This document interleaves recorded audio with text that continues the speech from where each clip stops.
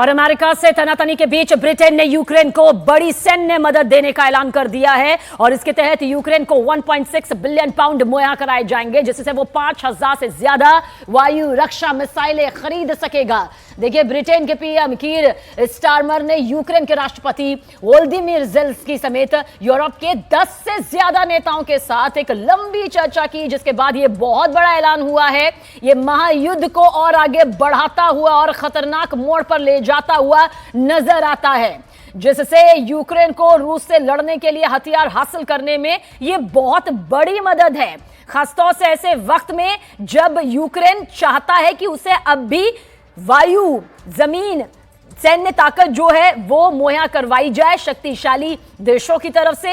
ऐसे में ब्रिटेन की तरफ से जो हथियार देने का बड़ा फैसला सामने आया है, यूक्रेन को हथियार के लिए 1.6 बिलियन पाउंड, यह कीमत भी यहां पर सामने आ गई है। बड़ा ऐलान। We've agreed that the UK, France and others will work with Ukraine on a plan to stop the fighting. Then we'll discuss that plan with the United States and take it forward together.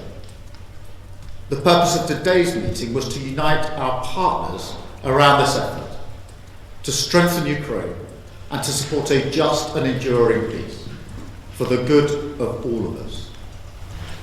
Our starting point must be to put Ukraine in the strongest possible position now, so that they can negotiate from a position of strength. And we are doubling down in our support.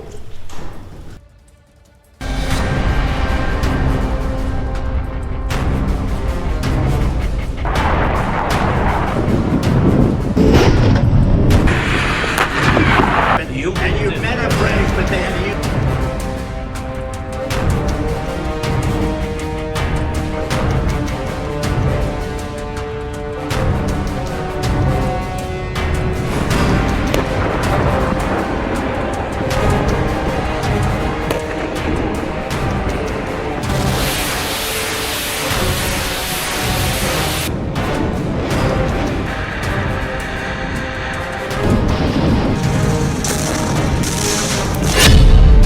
London से आपातकाल युद्ध, Zelensky ने खेला Trump card.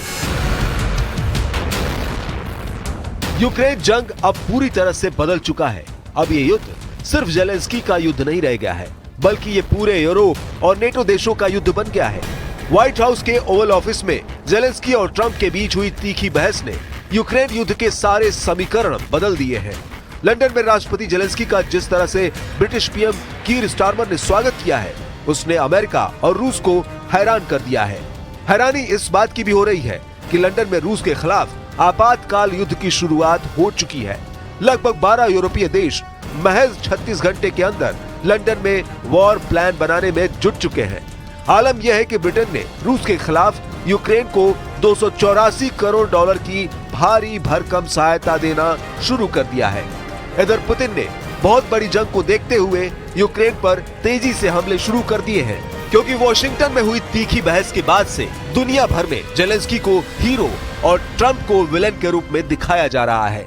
लेकिन इस बीच रूस ने Ukraine के बहुत बड़े इलाके पर हमले बेहद तेज कर दिए हैं, ताकि नेटो के हमले से पहले यूक्रेन के बड़े इलाके पर रूस का पूरी तरह से कब्जा हो जाए।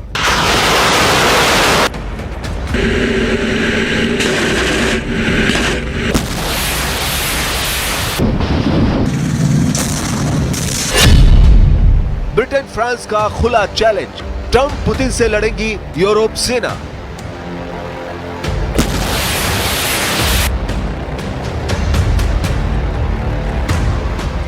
हम आपको पूरी खबर बताएंगे कि लंदन पहुंचे जेलेंस्की का हीरो की तरह स्वागत क्यों किया गया है और अमेरिका में ट्रंप और जेलेंस्की के बीच हुई तीखी बहस पर सबसे बड़ा खुलासा क्या हुआ है। लेकिन उससे पहले आप ये जान लीजिए कि यूक्रेन को रूस से बचाने के लिए यूक्रेन और रूस से सटे नेटो देशों के बॉर्डर पर क्या तैयारियां शुरू हो चुकी हैं। खुफिया खबरों में दावा किया गया है कि नेटो देश पोलैंड, एस्टोनिया, लातविया और लिथुआनिया की तरफ से रूस पर हमले की तैयारियां शुरू हो चुकी हैं। यानी अब नेटो और यूरोपीय संघ के लाखों सैनिक रूस पर हमला कर सकते हैं।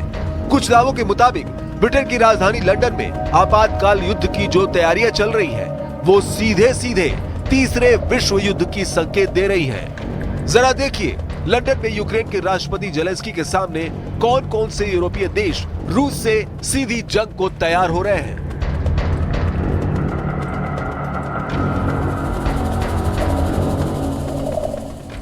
ब्रिटेन के लंदन में रूस के खिलाफ बड़े जंग को देखते हुए नेटो और यूरोपीय यूनियन के देशों की मीटिंग हुई है।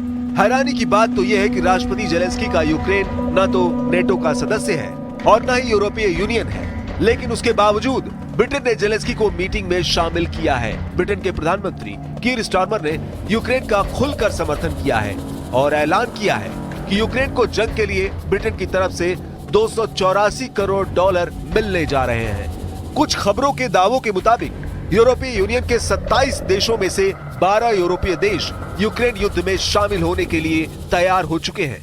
हम आपको बता दें, नेटो के 32 देशों में यूरोपीय यूनियन के 27 देश भी शामिल हैं। उस लिहाज से नेटो की तरफ से भी 12 देश रूस से जंग को तैयार हो चुके हैं। यूक्रेन को भीषण युद्ध के लिए Germany, France, Spain, Canada, Netherland अरबों रुपए देने के साथ साथ अपनी सेना भी यूक्रेन भेजने वाले हैं, जबकि स्वीडन, पुर्तगाल, लुधियाना, लातविया यूक्रेन को हथियार और फाइटर जेट देने जा रहे हैं।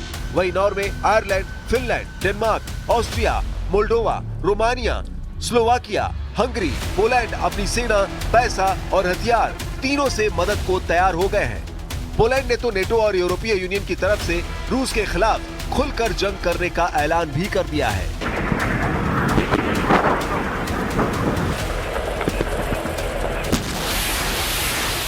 Well, no, I wouldn't trust Putin, which is why I want a security guarantee. I wouldn't trust him not to come again because he's proven that he will come again. He's already done it.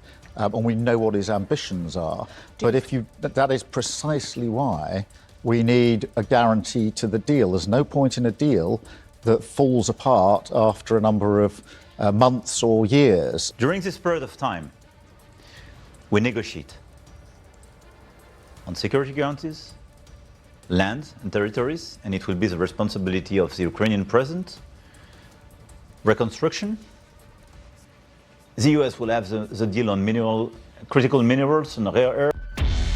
इन हालातों को देखकर साफ कहा जा सकता है कि Ukraine और यूरोप किसी भी कीमत पर युद्ध रोकना नहीं चाहते हैं और न ही पुतिन के साथ युद्ध विराम को तैयार है।